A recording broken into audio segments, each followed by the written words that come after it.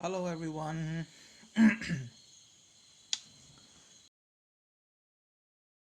So it's 8:25 p.m. and it's nighttime in Myanmar. So I want to share with you a couple of things, which is that to know that mm, to win in life, you need to lose yourself actually. Okay, that's what Buddha taught us about. Okay, to win in life you need to lose yourself. Okay, so you see, normally people struggle, okay, in life, and every people struggle with their own circumstances. Okay, and they struggle so much and they work hard so much. Okay, but they lose themselves at last. Okay, they lose themselves at last. I have met some people who have gone beyond richness. They have a lot of money, okay, and a lot of fame. I observe them and I see them, okay. I watch them. They begin to lose themselves inside. The more they win, the more they lose themselves, because people actually began to have habit. And it's not, of course, people's fault. It's our generation to generations fault, okay, to teach us that winning is the success. Winning is the way to success. You have to win every battle in your life, in your challenges, in your daily challenges. You have to win, okay. You have to win every battle, which is good, which is very good. Okay, you have to win every battle. Okay, if these teachings is regarding in our life, okay, to win the battles, okay, to win yourself, okay, then it's good. But what environment teaches us that you need to win others? Okay, you have to win others, you have to knock out others, you have to uh, pass the exam and become the first person, okay, first student. Okay, this competition, okay, this competition is very, very dangerous, which has been gone through from generation, taught by generation to generation, which is a kind of a mistake. Okay, but why Buddha's teaching and his philosophy and his spiritual experience and his dharma, why it's very different to others, okay, and also why everyone began to accept his philosophy, okay, not according to the religion but according to the spirituality practice and philosophy. Okay, why? Because his teaching is all about losing, not winning. Okay, his philosophy is all about losing yourself. When you lose yourself, you begin to very observe clearly what is life is all about. Okay, observe clearly about your mind, observe clearly about everything. When you begin to observe your mind, you begin to observe every single thing in your life, around your surroundings. Okay, so it's all about losing yourself. When you lose yourself and be humble towards other, be compassionate towards other, kindness towards other, okay, you begin to have positive attitude. You begin to change yourself in a good positive way towards yourself. okay, towards others and towards yourself also. You begin to see a new version of you, okay, and when you change yourself to make it up a new version of yourself, then you begin to see others also in the same exact way. Even though they do not change or change, it doesn't matter, but you begin to understand them more. You begin to understand your friends, you begin to understand your family members, you begin to understand even your enemies, how their mind is suffering, and through that suffering they begin to attack you or others in a different way, in a different timing, with different situations. So it's all about losing yourself, okay, losing yourself, losing your ego, losing your losing your attachment, okay, losing your materialistic lust, greeds, okay, and hatred towards other people and other object. So it's all about losing, not about winning. What Buddha says that if you lose yourself, okay, if you lose yourself, you win at last. Losing yourself doesn't mean that you will be drunk mode. You will be in a drunk mode and depressed or sad. Not like that. But losing your, what he means that losing yourself means losing your own ego. Okay, losing your own ego, losing your own anger, hatred, greed, lust towards objects, materialistic objects, and towards also human beings. Okay, so when you lose your mind and when you lose your ego, then everything is solved. Everything is solved. It's all about accepting. It's also about accepting. When you accept your ego, then you can accept everything.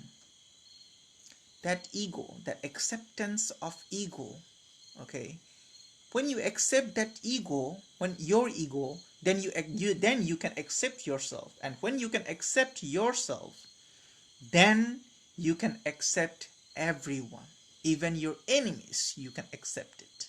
Even you can have compassionate mind, you can have kindness toward kindness, you can have how to say, equanimity, okay, towards your enemy too. You will not think about revenge towards others, because revenging towards others means you are creating another new bad karma, which will again reflect on you. So why to create bad karma if it's reflecting yourself? If you want to revenge, then that whatever you do need to stick with that person, not to reflect on you. Okay, not to reflect on you. Revenge should be like that. So when you revenge with good karmic, with good karma, with a good mindset, with a compassionate and kindness mindset towards your enemies, then it will reflect. Then your enemies will also have compassion and kindness towards you. He or she will be like in a shock by seeing your attitudes, okay, and attitudes comes from your mindset. So when you do it, okay, when you apply compassionate mindness towards your enemies, it will also reflect in the same way. Okay, so instead of having revenge, okay, with a bad karma, revenge with good karma, which is to apply compassionate mind, kindness mind, okay, um, and equanimity, okay, and joy, and the feeling of joy for others mind. As I said last time in my last video, that about practicing the 4 Brahmacharya, okay, metta, compassion, karuna, kindness, okay, mudita, joy for others, and upekha, equanimity. So if you practice this within yourself, then you can apply it on others, even your enemies too. Okay, so that's a kind of way to communicate with them and deal with them in a good attitude, with a good mindset. So when you do it, it will also reflect. If it doesn't reflect, you don't need to be worried. You just keep equanimity. It's your karmic reactions, it's my karma actions. Okay, so we need to lose our ego. Actually, when we lose our ego, then we begin to success towards others and ourselves also, and that's how we can have a peace and harmony life. Okay, I wanted to be a very rich person. Okay, I wanted to be a very rich person before monkhood. I wanted to be very successful. Okay, and like I wanted to be a very rich person. Okay, but I was struggling inside my mind. I was struggling inside my heart, and I cry also. I cried badly. Okay, so at that moment when I'm crying, at that moment I began to observe that why I'm crying for. If I die tomorrow, then what will be the value of that success which I'm finding, which I am struggling to achieve it?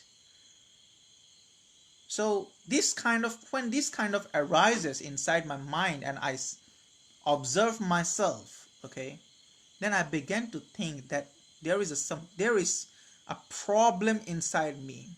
What is it? What is the problem? Where is the suffering coming from? Okay, where is the suffering coming from?